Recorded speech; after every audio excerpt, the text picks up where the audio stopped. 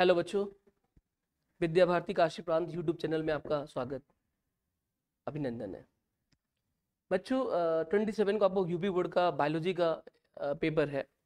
उसके लिए मैं मॉडल पेपर लेकर आपको आया हूँ कि कैसे क्वेश्चन आ सकते हैं और क्वेश्चन की तैयारी आप कैसे कर रहे होंगे, कैसे करना है, कैसे लिखना है, सारी चीज़ें हम यहाँ पे आपसे डिस्कस करने वाले हैं आज। इसमें आपको देखना है, घबराना बिल्कुल नहीं है। बहुत अच्छे से रिलैक्स होकर आपको पढ़ाई करना है। जितना आपका तैयारी मजबूत रहेगा उतना आपको कोई दिक्कत नहीं होने वाला है। तैयारी करिए जमकर। इसमें ये आपका बायोलॉजी का मॉडल पेपर है। टोटल मार्क्स है 70। 30 प्रैक्टिकल का होता है, पता है आप लोगों को। समय दिए गए हैं 3 घंटे 15 मिनट। इसमें इंस्ट्रक्शन दिया हुआ है कि इंस्ट्रक्शन में कैसे क्या करना है आपको। तो इंस्ट्रक्शन में सभी प्रश्न करना अनिवार्य है। प्रत्येक प्रश्न के निर्धारित अंक उसके समक्ष दिए गए हैं। आपको जितने भी क्वेश्चन दिए हैं सारे क्वेश्चन आपको करने हैं और सारे क्वेश्चन के मार्क्स उसके सामने मेंशन है। आवश्यकता अनुसार अपनी पुष्टि नामांकित रेखा चित्रों द्वारा कीजिए। अगर आपको लगता है कहीं पर भी कोई भी चीज रेखा चित्र, कोई डायग्राम, कुछ लगता है आपको कि यहाँ पे हमें बनाना है, यहाँ पे एक्सप्लेन करने के लिए ये चीज की आवश्यकता पड़ रही है, तो वहां पे आपको वो काम करना पड़ेगा। स्पेशली लॉन्ग क्वेश्चन में तो वहाँ पे आप रेखा चित्र बना सकते हो। आप कोई डायग्राम देना चाहते हो तो वो डायग्राम आप दे सकते हो। आप सभी प्रश्नों के निर्धारित अंक उनके सम्मुख अंकित हैं। ये हम लोग पहले डिस्कस कर लिए कि सारे क्वेश्चन जितने हैं 1 मार्क, 2 मार्क्स, 3 मार्क्स, 5 मार्क्स, तो जैसा क्वेश्चन है उसके सामने उसके मार्क्स वहां पे मेंशन है। सबसे पहले जो है वो ऑब्जेक्टिव क्वेश्चंस होते हैं। ऑब्जेक्टिव क्वेश्चन में देखना है, तो ऑब्जेक्टिव क्वेश्चन में देखना है, सबसे पहला क्वेश्चन है निम्नलिखित में से कौन सा पुष्प नर जनन अंग, नर जनन अंग की बात हो रही है, का प्रतिनिधित्व करता है।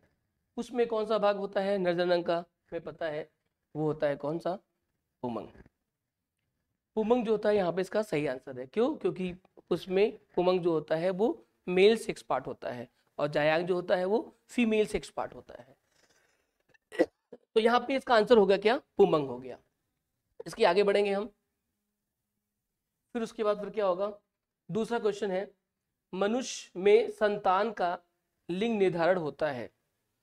अब अगर देखा जाए तो लिंग निर्धारण में तो माता पिता के क्रोमोसोम्स होते हैं, XX इन फीमेल और XY इन मेल, वहां पे क्रॉस होता है। लेकिन उसमें जो है पुत्री और पुत्र, लड़की और लड़के के लिए रिस्पॉन्सिबल जो होता है वो होता है क्रोमोसोम किसका, पिता के लिंग गुणसूत्र से। तो यहाँ पर सही आंसर जो होगा वो किसके होगा, क्या होगा, पिता के लिंग गुणसूत्र से, जिनका क्या होता है क्रोमोसोम, उनका होता है XY। तो आप क्रॉस देखिए, आप XX और XY का क्रॉस होता है। अगर आगे के जनरेशन में XX होते हैं तो वो होता है कौन, वो होता है फीमेल, और अगर XX होते हैं तो होता है फीमेल, और XY होते हैं तो होते हैं मेल। तो यहाँ पर पिता के लिंग गुणसूत्र से डिपेंड करता है आगे का संतान। नेक्स्ट है जेनेटिक इंजीनियरिंग का उपयोग होता है। बायोटेक्नोलॉजी पढ़े होंगे आप, बायोटेक्नोलॉजी में जब एप्लीकेशंस आए होंगे वो पढ़े होंगे आप। तो जेनेटिक इंजीनियरिंग का जो उपयोग होता है वो किसमें होता है, चिकित्सा में, इन मेडिकल, कृषि में, और इन एग्रीकल्चर, इन इन दोनों में, इन बोथ, किसी में नहीं, नन ऑफ दीज। तो हमें पता है कि जेनेटिक इंजीनियरिंग का जो उपयोग होता है वो चिकित्सा में भी होता है और कृषि में भी होता है। इसका मतलब है कि मेडिकल में और एग्रीकल्चर में, दोनों में होता है। तो यहाँ पे जो करेक्ट आंसर होगा वो हो जाएगा क्या, इन दोनों में। ठीक है, तो कृषि में भी होता है और चिकित्सा में भी होता है। आगे बढ़ेंगे।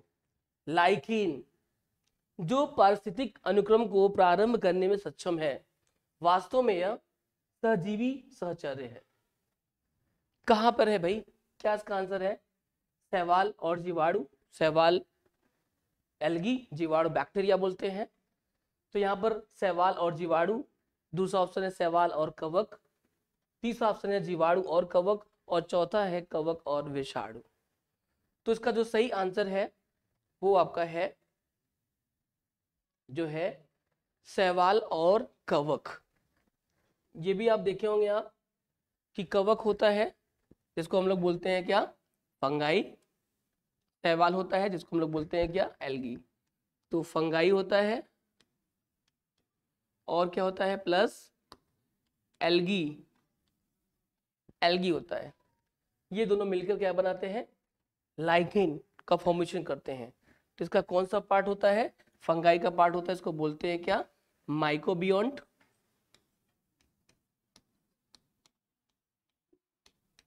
और इसका क्या होता है, फाइकोबियोन्ट।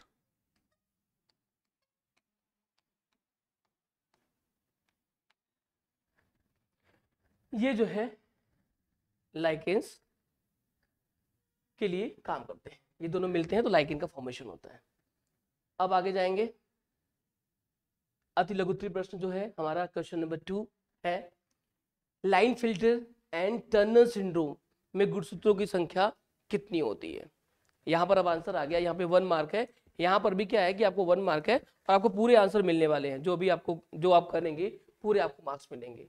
Line filter and Turner syndrome, chromosomal disorder आप पढ़े होंगे, वहीं पर से है, वहीं से आपको आंसर देना है कि क्रोमोसोम कितने होते हैं लाइन फिल्टर और टर्नर सिंड्रोम में। तो लाइन फिल्टर में जो सिंड्रोम, जो क्रोमोसोम्स की संख्या होती है वो कितनी होती है, वो हो जाती है क्या, X X X X Y, और टर्नर सिंड्रोम में क्या हो जाता है लास्ट में, एक्स हो जाता है। तो यहाँ पे एक गुणसूत्र क्या हो जाता है, बढ़ जाता है, और यहाँ पे गुणसूत्रों की संख्या क्या हो जाती है, एक कम हो जाती है। तो लाइन टर्नर सिंड्रोम में क्या होता है, केवल एक ही गुणसूत्र होता है, वो होता है केवल एक्स, और यहाँ पर क्या हो जाता है सेक्स क्रोमोसोम में एक्स एक्स वाई हो जाता है, ये होता है किसमें, लाइन फिल्टर सिंड्रोम में होता है। दूसरा क्या है, मेल जर्म सेल्स किस विभाजन द्वारा शुक्राणुओं का निर्माण करते हैं, मेल जर्म सेल्स। तो आपको पता है कि स्पर्मेटोगोनिया प्रोड्यूसेस स्पर्म्स, आप पढ़े होंगे आप कि स्पर्मेटोगोनिया जो होता है वो स्पर्म को प्रोड्यूस करता है, किस प्रोसेस के जरिए, स्पर्मेटोजेनेसिस प्रोसेस के जरिए। और स्पर्मेटोगोनिया कहाँ पे होता है, spermatogonia are present inside the wall of seminiferous tubules, ठीक है। और फिर क्या होता है, वहीं से वो मल्टीप्लाई होता है किसके, mitotic division and increase in number. तो ये माइटोटिक डिवीजन से क्या करता है, वो माइटोटिक डिवीजन डिवाइड करके और अपनी संख्या में बढ़ता है, ये होता है मेल जर्म सेल्स। दूसरा क्या है, एंजाइम का नाम लिखिए जो डीएनए अणु को खंडों में तोड़ देता है, हमें उस एंजाइम का नाम बताना है जो क्या कर रहा है, जो डीएनए अणु को खंडों में तोड़ देता है। तो ये भी आपको नाम पता है, सबको नाम पता है, जिसका नाम है रेस्ट्रिक्शन एंजाइम। और इसको हम लोग एक और नाम से जानते हैं, बोलते हैं रेस्ट्रिक्शन इंडोन्यूक्लियेज एंजाइम। इसे हम लोग जो जानते हैं उसे हम लोग क्या बोलते हैं, रेस्ट्रिक्शन,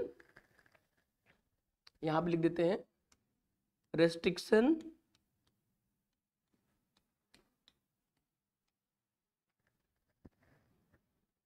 इंडो न्यूक्लियेज एंजाइम। ये रेस्ट्रिक्शन इंडोन्यूक्लियस एंजाइम आप पढ़े भी होगे, आप जानते भी होगे आप। ये क्या होता है, ये एक प्रोटीन होता है, ये एक प्रोटीन होता है, ये एंजाइम एक प्रोटीन होता है एंड प्रोड्यूस बाय बैक्टीरिया, और एक बैक्टीरिया से प्रोड्यूस होता है। पता है आपको, all enzymes are protein but all proteins are not enzyme. तो ये एंजाइम है, तो मोस्टली कोई भी एंजाइम मिलता है भाई तो उसे हम लोग प्रोटीन बोल सकते हैं। तो हम बोल सकते हैं कि restriction enzyme is a protein and produce by a specific bacteria. आपको केवल लिखना क्या है, एंजाइम का नाम लिखना है। तो एंजाइम का नाम में आप क्या लिख सकते हो, रेस्ट्रिक्शन एंजाइम लिख सकते हो, और उसी रेस्ट्रिक्शन एंजाइम को हम लोग बोलते हैं क्या, रेस्ट्रिक्शन इंडोन्यूक्लियस एंजाइम भी बोलते हैं। तो आप ये लिखेंगे। नेक्स्ट क्या है, हाइबरनेशन से आप क्या समझते हैं। हाइबरनेशन एक होता है, हाइबरनेशन एक होता है एस्टिवेशन, जो विंटर सीजन में क्या होते हैं, अपने कंफर्ट जोन के लिए क्या होते हैं, जो चले जाते हैं, वहीं पर छिप जाते हैं, वहीं पर रहते हैं, ठीक है, वो क्या बोले जाते हैं, हाइबरनेशन होते हैं। गर्मियों के टाइम पे वही काम करते हैं, उनको क्या बोलते हैं, एस्टिवेशन बोलते हैं। बहुत से ऑर्गेनिज्म में, बहुत से एनिमल में ऐसा आपको दिखाई देता है। नेक्स्ट क्या है, जिफ्ट का पूरा नाम लिखिए। जिफ्ट आप पढ़े होंगे, आप रिप्रोडक्टिव हेल्थ चैप्टर में पढ़े होंगे आप, जिसका फुल फॉर्म क्या हो जाएगा, जाइगोट इंट्राफैलोपियन ट्रांसफर। इसका जो फुल फॉर्म हो जाएगा वो क्या हो जाएगा, जाइगोट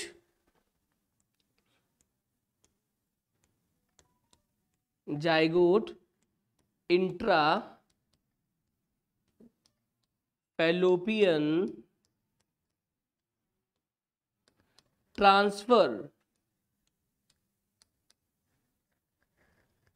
ठीक है, जिप्ट का पूरा नाम हो जाएगा zygote intra fallopian transfer. 1 mark है तो आपको बस ऐसे डायरेक्ट आंसर लिखने।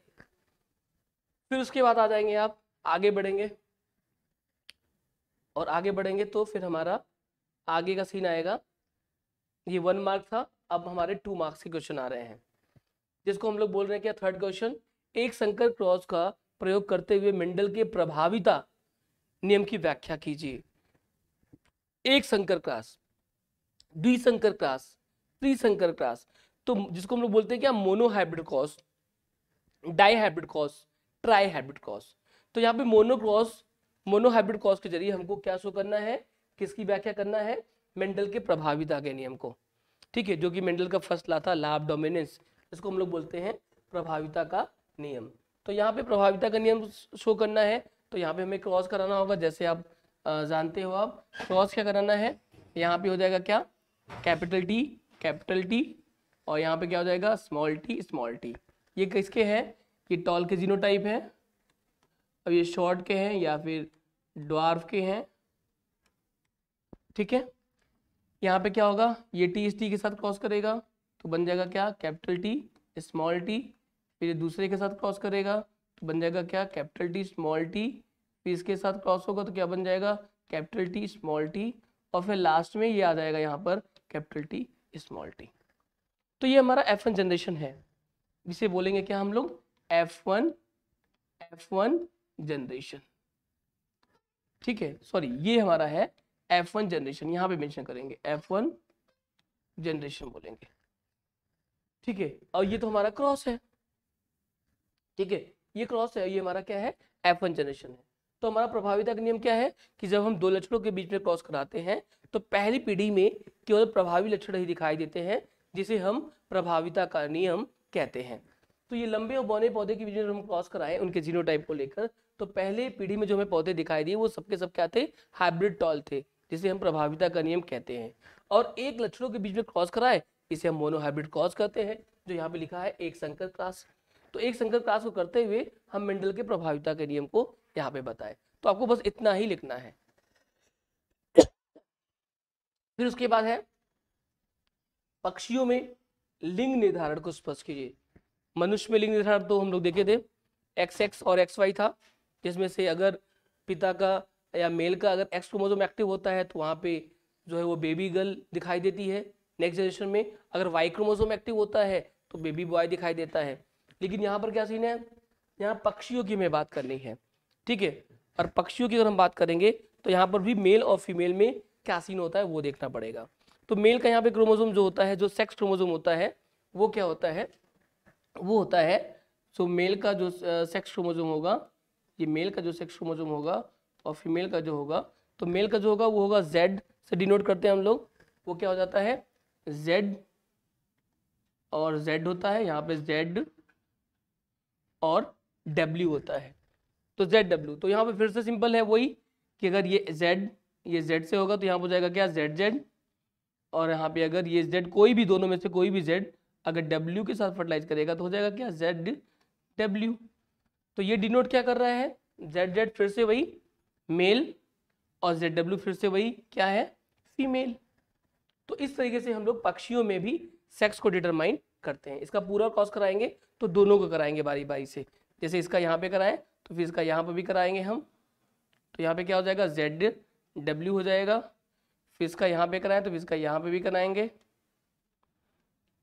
इनका यहाँ भी करा देंगे। फिर से इसको देख लेते हैं हम लोग।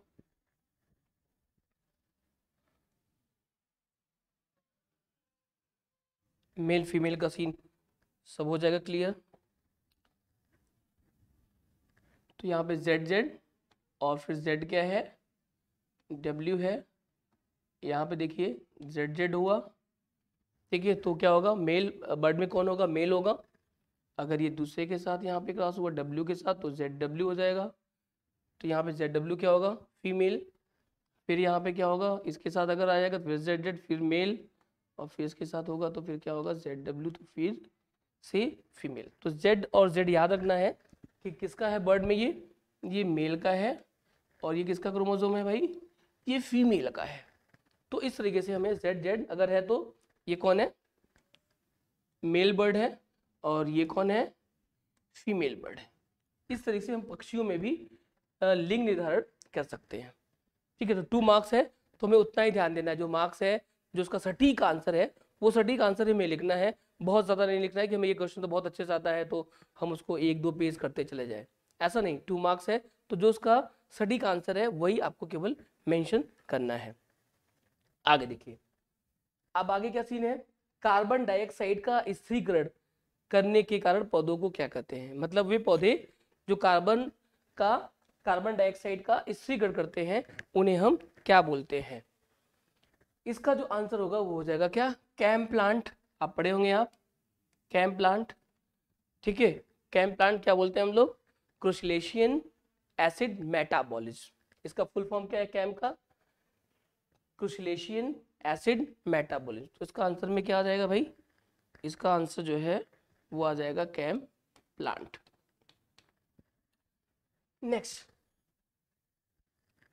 नेक्स्ट है, आइए नेक्स्ट को देखा जाए। नेक्स्ट है आर्किड पौधा, बड़ा कुछ 2 मार्क्स का ही है। आर्किड का पौधा जो है आम के पेड़ की शाखा पर उग रहा है। आर्किड और आम के पेड़ के बीच पारस्परिक क्रिया को आप कैसे स्पष्ट करेंगे। क्या स्पष्ट करना है इसमें भाई, इसमें स्पष्ट करना है कि ये कौन है, क्या कर रहा है ये। तो एक आर्किड है और दूसरा क्या है, आम है। 2 प्लांट है, एक आर्किड है और दूसरा क्या है, आम है। आइए, आर्किड आम में क्या यहाँ पे रिलेशन बन रहा है उसको हम लोग देख लेते हैं। आर्किड और आम, तो आर्किड पौधा आम के पेड़ पर है। आर्किड का पौधा जो है वो किसके पेड़ पर है, आम के पेड़ पर है। तो यहाँ पर कौन सा इनके बीच में जो रिलेशन शो करेगा वो कौन सा रिलेशन होगा, जिसको हम लोग बोलते हैं क्या, कॉमेंसलिज्म। और हिंदी में इसको बोलते हैं सबोजिता, हिंदी में इसे बोलते हैं सबोजिता। और इंग्लिश में क्या, कौन सा वर्ड है, कॉमेंसलिज्म। आइए इसको देख लेते हैं, कॉमेंसलिज्म।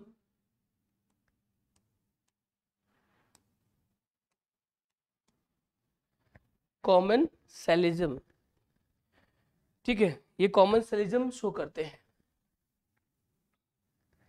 कॉमेंसलिज्म, इसमें कॉमेंसलिज्म में क्या होता है कि आर्किड का पौधा जो है, आर्किड का पौधा आम के पौधे पर है। तो यहाँ पे क्या होता है कि आर्किड के पौधे को तो क्या होता है, लाभ होता है। आर्किड के पौधे को क्या होता है, लाभ होता है। यहाँ पे क्या होता है, प्रॉफिट होता है। ठीक है, और यहाँ पर क्या होता है, किसके पेड़ पर है, आर्किड को तो यहाँ पे लाभ होता है, आम के पेड़ के ऊपर है। लेकिन आम के पेड़ को क्या होता है यहाँ पर, no profit, no profit no loss, no profit no loss. यहाँ पर आम को कोई न उसको प्रॉफिट हो रहा है आर्किड के रहने से, न उसको लॉस हो रहा है। और यहाँ पे आर्किड को क्या हो रहा है, प्रॉफिट हो रहा है। आम को क्या हो रहा है, नो प्रॉफिट नो लॉस। जब इस तरीके से जब संबंध होते हैं तो उसको हम लोग बोलते हैं क्या, इसके पारस्परिक क्रिया को हम लोग बोलते हैं क्या, सबभुजिता या कॉमेंसलिज्म। ठीक है, ऐसे सीन को हम लोग क्या बोलते हैं, कॉमेंसलिज्म बोलते हैं। ठीक है, अब नेक्स्ट देखते हैं।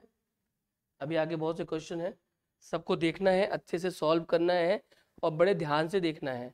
क्वेश्चन जितने भी मॉडल पेपर आपको मिल रहे हैं सबको बहुत अच्छे से ध्यान देना है कि कहाँ से कौन सा क्वेश्चन इंपॉर्टेंट बताया जा रहा है हमको, कौन सा क्वेश्चन क्या है, क्या इसका आंसर हो, क्या होगा, इसका सटीक आंसर क्या हो सकता है, इस पर बड़ा ध्यान देना पड़ेगा आपको।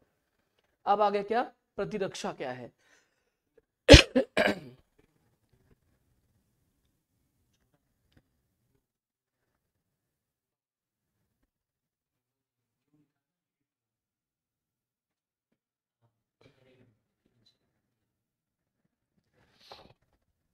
इम्यूनिटी, इम्यूनिटी आपको पता है कि भाई प्रतिरक्षा हमारी क्या होती है, किसी की इम्यूनिटी स्ट्रांग है, किसी की वीक है। तो आपको केवल यहाँ पे इम्यूनिटी को एक्सप्लेन करना है कि हाँ इम्यूनिटी क्या होती है।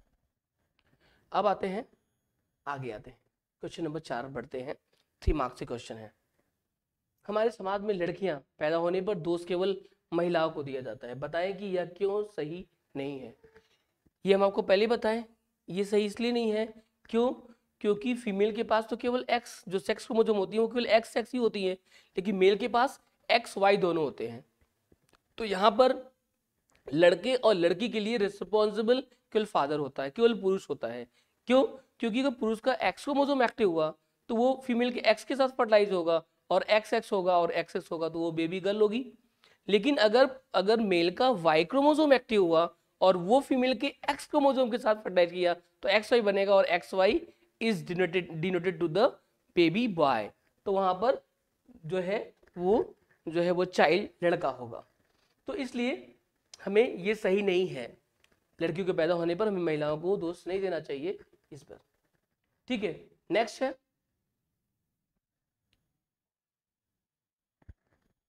है लघु बीजाणुधानी तथा गुरु बीजाणुधानी के बीच कोई 3 अंतर स्पष्ट करें। ये जानते हैं आप कि लघु बीजाणुधानी क्या होता है, वो क्या होता है? तो ये किसके पार्ट्स होते हैं?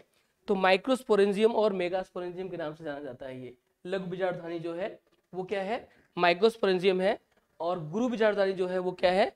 वो मेगास्पोरेंजियम है। इनके बीच में अंतर क्या होता है? इनका तो क्या है, ये स्टेमन के एंथर से प्रोड्यूस होता है, और ये किससे प्रोड्यूस होता है? ये कार्पेल के ओवरी में प्रोड्यूस होता है। ठीक है, ये होता है विकसित होती है, ये जो है कार्पेल के ओवरी में विकसित होती है। इस तरीके से आपको 3 अंतर स्पष्ट करने होंगे। आगे बढ़ते हैं हम लोग।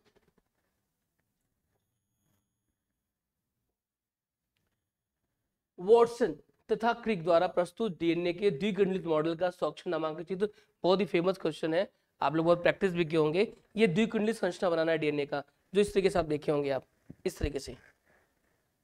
तो उसमें क्या करना है, उसमें आपको ये डीएनए का वॉटसन क्रिक का ये फेमस मॉडल आपको बनाने हैं, और उसमें आपको नाइट्रोजन बेसिस को भी आपको दिखाने हैं।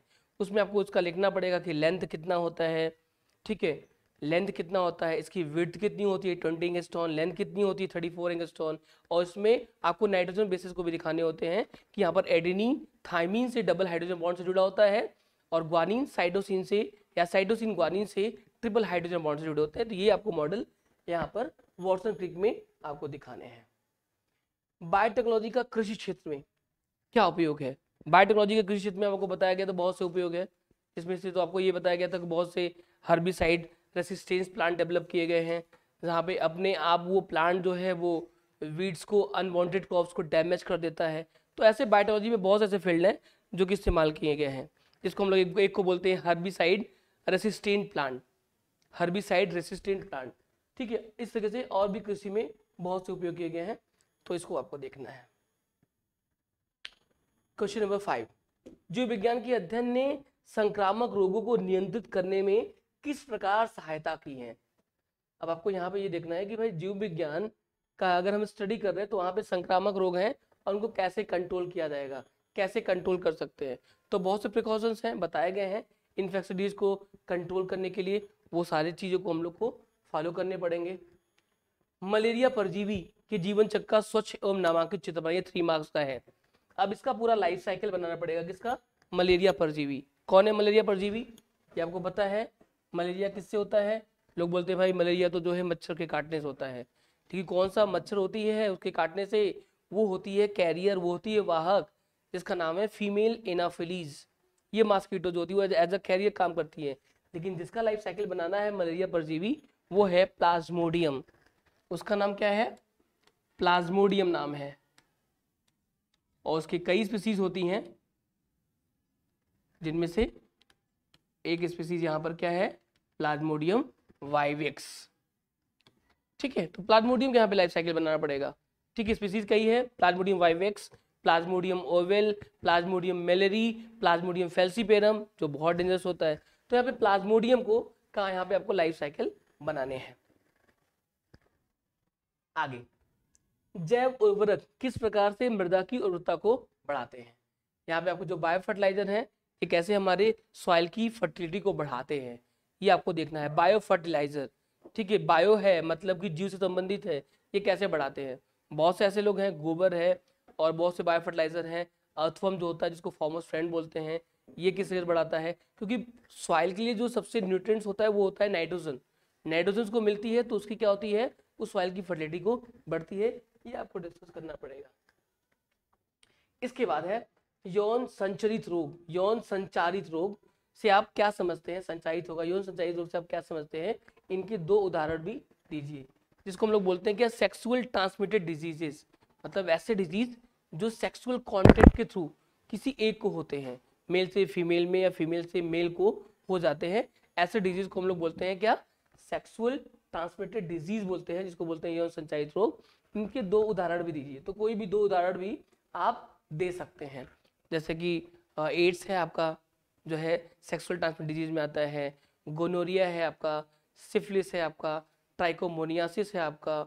इस तरीके से बहुत से डिजीज है जो हमारे किसमें आते हैं? सेक्सुअल ट्रांसमिटेड डिजीज में उनका नाम आता है। कौन कौन सा नाम है? गोनोरिया है, सिफिलिस है, एड्स है, ट्राइकोमोनियासिस है, ये सब हमारे सेक्सुअल कॉन्टैक्ट डिजीज में आते हैं। फिर उसके बाद आपको आगे क्या करना है? निम्नलिखित पर टिप्पणी लिखना है। ये देखिए फिर से आ गया, पीसीआर है और एड्स है। एड्स का भी हम लोग अभी जिक्र किए। एड्स को आपको स्पेशली भी और भी बहुत से पढ़े होंगे आप। एड्स आप 11th में पढ़े होंगे, आप और भी क्लास में पढ़े होंगे आप। एड्स जो है इसको वर्ल्ड, इसीलिए देखिए WHO जो है वो वर्ल्ड एड्स डे भी सेलिब्रेट करती है 1 दिसंबर को। तो यहाँ पे एड्स के बारे में आपको टिप्पणी लिखना है, पीसीआर और एड्स के बारे में। स्पर्म का आपको बनाना है क्या? नामांकित चित्र। ओनली द लेबल डायग्राम, आप ओनली जो है स्पर्म का लेबल डायग्राम बनाना है, मतलब स्पर्म्स का एक अच्छा सा स्ट्रक्चर बनाकर उसको लेबल कर देना है। लेबल का मतलब उसको नाम लिख देना है कि कहाँ पे एक्रोसोम है, कहाँ इसका हेड है, कहाँ पे नेक है, कहाँ पे टेल है। इसके सारे जो है नाम जो है बहुत अच्छे से आपको स्पर्म के लिखने होंगे, बस यही करना है कल काम। तो स्पर्म का नामांकित चित्र आपको बनाना है। ट्रांसजेनिक एनिमल, जिसको हम लोग परजीवी जंतु कहते हैं, से आप क्या समझते हैं? कोई एक उदाहरण भी दीजिए। ट्रांसजेनिक एनिमल्स जो हम लोग जंतुओं में बहुत ऐसे जंतु होते हैं जिसमें अपने मनचाहा लक्षण को लाते हैं, जैसे वो डॉली जो भेड़ में हम लाए थे, हम लोग उसके बाल जो है बड़े बड़े हो गए थे। तो इस तरीके से हमें ऐसे एनिमल का डिस्कस करना है जिनको हम लोग ट्रांसजेनिक एनिमल बोलते हैं, अपने मनचाहा लक्षण को वहां पे लाते हैं। इनका एग्जाम्पल निम्नलिखित में अंतर स्पष्ट कीजिए। हाइबरनेशन, एस्टिवेशन, ये भी हम आपको बता चुके हैं बहुत अच्छे से। हाइबरनेशन जो विंटर सीजन में जो अपने आप को सुप्तावस्था में रखते हैं, और एस्टिवेशन जो होता है वो क्या होता है? जो समर सीजन में अपने आप को रखते हैं। ठीक है, नेक्स्ट है ectothermic and endothermic animals. Ectothermic में क्या आता है कि एक्टोथर्मिक में जिसको हम लोग बोलते हैं कि कोल्ड ब्लडेड और वार्म ब्लडेड एनिमल्स बोलते हैं, जो बाहर के टेम्परेचर के अकॉर्डिंग अपने बॉडी के टेम्परेचर को चेंज करते रहते हैं, उनको हम लोग बोलते हैं क्या? एक्टोथर्मल बोलते हैं, एक्टोथर्मिक बोलते हैं। जिसमें आपके टेट्रापोडा में आ सकता है, आपका एम्फीबिया, रेप्टिलिया आ जाएगा एक्टोथर्मिक। एंडोथर्मिक में हम लोग आ जाएंगे, बर्ड्स आ जाएंगे। एंडोथर्मिक क्यों? क्योंकि उनका बॉडी टेम्परेचर हमेशा क्या होता है? फिक्स होता है। तो एक्टोथर्मल और एंडोथर्मल या एक्टोथर्मिक और एंडोथर्मिक एनिमल्स बोले जाते हैं। लॉन्ग क्वेश्चन 5 मार्क्स का है, इसमें तो स्पेशली डायग्राम होता ही होता है, तो इसमें तो आपको डायग्राम फोकस करना पड़ेगा कि भाई हाँ डायग्राम होना होता है, तो इसका पूरा मूड बना लीजिएगा कि भाई हमें डायग्राम तो इसमें करने हैं। इसमें तो कम्प्लीटली आपको डायग्राम करना ही होता है, तो डायग्राम होता भी है। और इसमें अगर ऑप्शन भी आता है तो आपको ज़्यादातर वो क्वेश्चन को अटेम्प्ट करिए जहाँ पे ज़्यादा मार्क्स, जैसे कि ज़्यादा नंबरिंग हो। जैसे कभी लॉन्ग क्वेश्चन में क्या हो जाता है कि ABCD करके आ जाता है, तो ऐसे क्वेश्चन में अटेम्प्ट करने चाहिए। या ऐसा क्वेश्चन अटेम्प्ट करना चाहिए जहाँ पे जिस क्वेश्चन में डायग्राम हो, क्योंकि यहाँ पे लॉन्ग क्वेश्चन में क्या दिखाई देता है कि लॉन्ग क्वेश्चन में आपको ऑप्शन मिलते हैं। जैसे 7वां क्वेश्चन है, 8वां है, 9वां है, तो यहाँ पे आपको ऑप्शन मिलेंगे, दो क्वेश्चन रहेंगे लगभग, और दो में से आपको एक करने होंगे, तो आप क्वेश्चन को चूज करना पड़ेगा। तो कौन से क्वेश्चन में आपको ज़्यादा मार्क्स मिल सकता है, इसकी बात हम कर रहे थे कि जैसे कभी कभी क्वेश्चन में दे दिया है कि 5 मार्क्स के तो 2 पॉइंट दे दिया है, A और B करके, तो 2.5 करके दे दिया है, तो दोनों करेंगे तो 2.5 में से 2 नंबर पा गए तो 4 हो गया मेरा। या फिर किसी में डायग्राम है तो डायग्राम बना दिए, तो कोई डायग्राम पे कुछ मार्क्स पा गया, फिर रिटन पे पा गया, तो वहाँ पे भी लगभग वो 4 के पास पहुंच जाएगा। तो ऐसे क्वेश्चन में अटेम्प्ट करने चाहिए। तो क्या है यहाँ पर? मनुष्य के नर जनतन का सचित्र वर्णन करिए, इसमें शुक्राणु कहाँ संचित रहते हैं, आपको ये बताना है। तो यहाँ पे आपको पूरा मेल रिप्रोडक्टिव सिस्टम का सचित्र वर्णन करना है, मतलब डायग्राम को लेबल करना है, और फिर जो उसके पार्ट्स हैं, लेबलिंग पार्ट्स हैं, जो भी आप नाम लिखे हो उस डायग्राम में, उसको उसके बारे में भी आपको एक्सप्लेन करना पड़ेगा, लिखना पड़ेगा, वो होता है सचित्र वर्णन। इसमें शुक्राणु कहाँ संचित रहते हैं, तो आपको यहाँ पे बहुत काम करना है। क्या करना है? डायग्राम को बनाना है, लेबल करना है, फिर उनके बारे में लिखना है, और फिर नेक्स्ट जो है वो आपको इसमें शुक्राणु कहाँ संचित होते हैं ये भी आपको दिखाना है।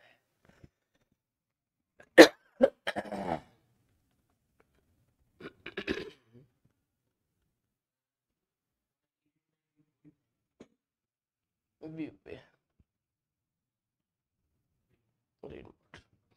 बड़ा हो गया। पुष्पिपादों में लघु विचार जनन का सचित्र वर्णन करना है। दोनों में डायग्राम है। जो आपको अच्छे से क्वेश्चन आता है वही क्वेश्चन को अटेम्प्ट करेंगे आप।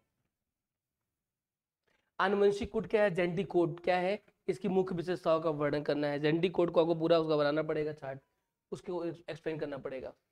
मेंडल के लक्षणों का, ये नहीं कर सकते हो आप, यहाँ पे कोई प्रॉब्लम है तो आप मेंडल के लक्षणों का पृथक्करण का नियम क्या है, चेकर बोर्ड द्वारा आरेखीय निरूपण सहित वर्णन कीजिए, इसे युग्मकों की शुद्धता का नियम क्यों कहते हैं, ये आपको पूरा बताना है। तो यहाँ पे क्या करना है, सबसे पहले मेंडल के लक्षणों का पृथक्करण का नियम बताना है क्या होता है, फिर चेकर बोर्ड से आपको इसको एक्सप्लेन करना पड़ेगा, फिर उसके बाद इसको युग्मकों की शुद्धता का नियम क्यों कहते हैं ये बताना पड़ेगा। मतलब कि आपको 5 नंबर के लिए इसमें 3 चीज को बताना पड़ेगा।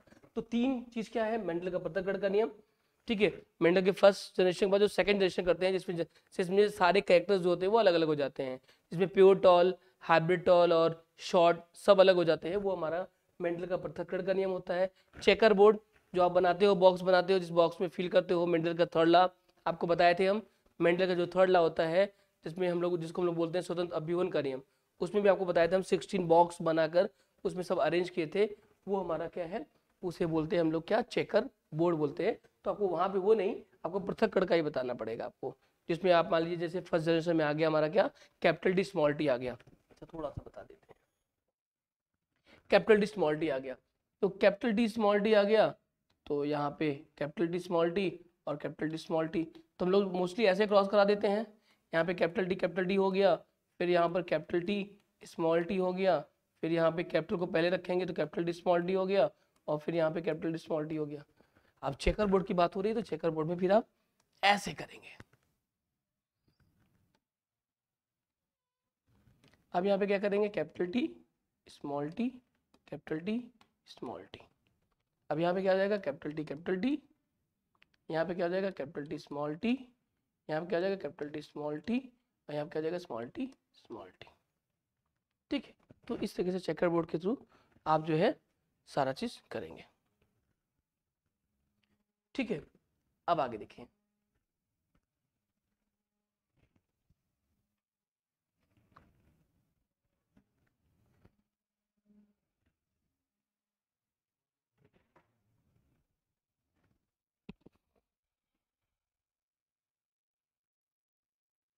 नेक्स्ट का क्वेश्चन क्या है, अनुकूलन। अनुकूलन को परिभाषित कीजिए, उदाहरण सहित वर्णन कीजिए। एडॉप्टेशन जिसको हम लोग बोलते हैं, अनुकूलन, ठीक है, जो अपने कंफर्ट जोन में चले जाते हैं, बहुत से बर्ड्स जो हैं जो माइग्रेट करके एक जगह से दूसरी जगह चले जाते हैं, तो इनको हम क्या बोलते हैं, अनुकूलन। ये बहुत से आप एनिमल्स में आप देखे होंगे, आप बर्ड्स में देखे होंगे आप, जो माइग्रेट करके चले जाते हैं, आप देखिए चले जाते हैं, बहुत से साइबेरियन बर्ड्स जो है वो आ जाते हैं, संगम में आ जाते हैं, प्रयागराज के संगम में आ जाते हैं।